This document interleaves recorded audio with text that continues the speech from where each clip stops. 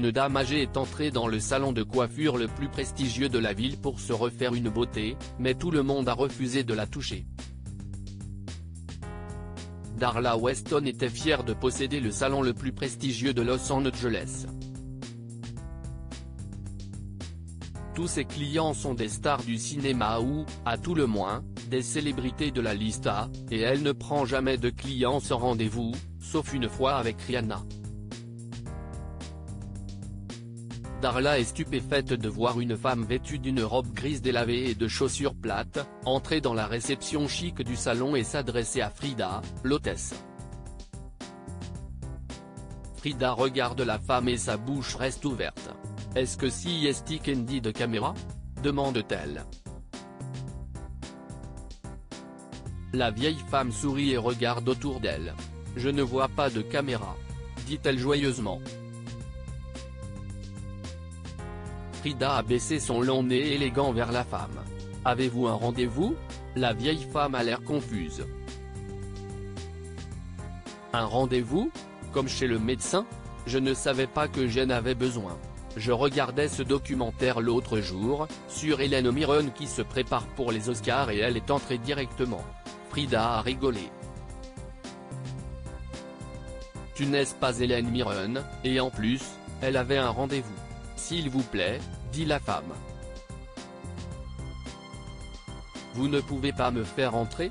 Si est le mariage de ma petite fille cet après-midi et je voulais être à mon avantage. » L'un des coloristes qui passait par là a lancé à la dame âgée un sourire satirique. « Ton plus beau look doit dater d'au moins 40 ans. » La manucure, qui faisait des sculptures en gel fantaisiste sur les ongles d'une célèbre influenceuse TikTok, a ricané. « Tu l'as dit, Sista. » L'un des meilleurs clients du salon a fait signe à Darla de venir. « Darla, chérie. Je ne veux pas être élitiste ou quoi que ce soit, vous savez que je donne toujours aux pauvres, mais cette femme fait retomber l'énergie de l'endroit. » Darla sourit gentiment et assure à sa cliente qu'elle va s'en occuper. Elle s'est dirigée vers la réception. « Frida, quel est le problème ? » demande-t-elle. « Cette dame veut se faire coiffer, mais elle n'a pas de rendez-vous, » explique Frida. « Ma chère dame, » dit Darla d'un ton supérieur, « je crains que nous ne puissions pas vous aider. Il y a un salon de charité à 3 rues d'ici qui fait du Air for the Homeless le mardi. Je vous suggère d'y aller. » La femme âgée se redresse. « Je ne suis pas une sans-abri, et je peux payer ma coupe de cheveux. Je veux juste un rendez-vous. » Darla a fait un geste vers le carnet de rendez-vous avec un clin d'œil à Frida. « Frida chérie, vois quand on peut caser cette dame. » Frida fait mine de feuilleter le livre, soupire et secoue la tête avec regret. « Je suis vraiment désolé. Tout l'après-midi est réservé pour le mariage de Max Colton. Désolé. Mais si est le mariage auquel je vais, » s'est écriée la dame âgée, heureuse. « Faites-moi entrer. » Darla était sur le point de faire fuir la femme avec quelques mots désagréables quand l'une des jeunes coiffeuses s'est avancée. « Excusez-moi, mademoiselle Weston ? » « Oui, Guy ?» a-t-elle demandé. « Y a-t-il un problème ? » ?»« Non, madame, » dit Guy. « J'étais sur le point de quitter mon poste, mais je peux m'occuper de cette dame. » Darla a jeté un regard froid à Guy, mais elle ne pouvait pas interdire à son employé de s'occuper d'un client payant. Elle a regardé avec colère Guy emmener la femme pour lui laver les cheveux. En quelques minutes, Guy a détendu la dame âgée, son nom était Daphné, et a discuté avec elle comme si elles étaient de vieilles amies.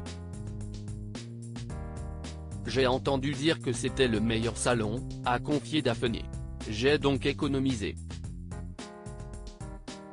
Je voulais faire ces paillettes argentées, mais je ne sais pas si mes $50 me permettront de le faire. » Guy, qui était bien consciente que le shampoing, la coupe et l'ensemble coûtaient 150 $, sourit.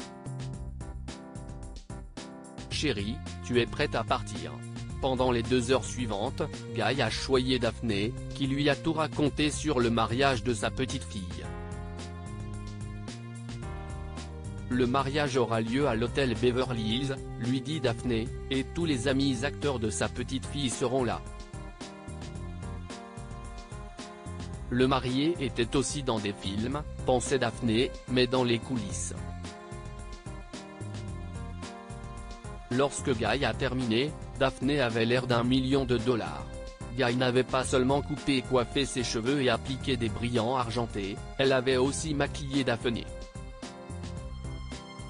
Le reste des liants et même Darla regarde bouche bée la Daphné rayonnante et confiante qui se dirige vers l'entrée du salon. Combien je vous dois, ma chère? A-t-elle demandé à Guy.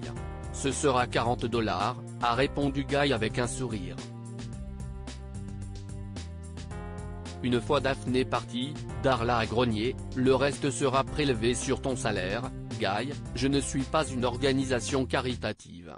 Mais ce n'est pas la dernière fois que Darla et Guy ont entendu parler de Daphné.